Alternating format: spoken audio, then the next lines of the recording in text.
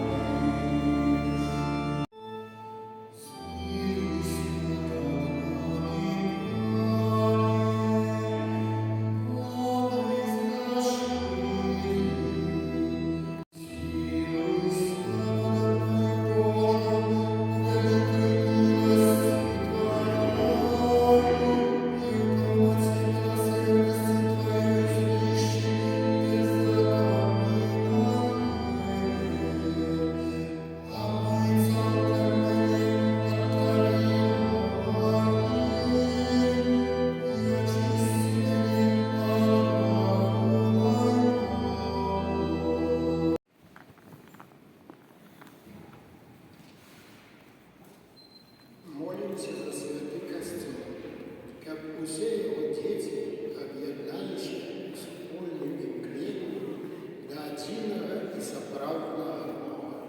Тебе просим. Вислухай нас.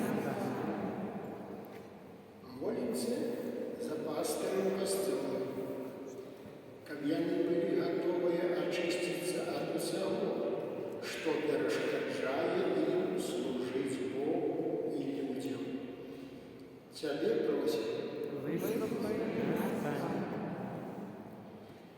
Молимся за народы всего света, как они зразумели, что Христос является их соправдным Богом, який любить кожного человека.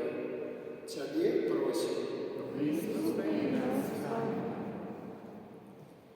Молимся за людей, вера яких подвергается особливым спокусам, как при допомозе Божьей ласки, и они застались верными Богу. Тебе просим.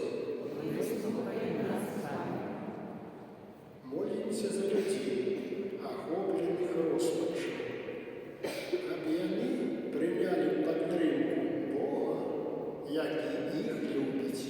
Тебе просим. Молимся за нас, тут собранных,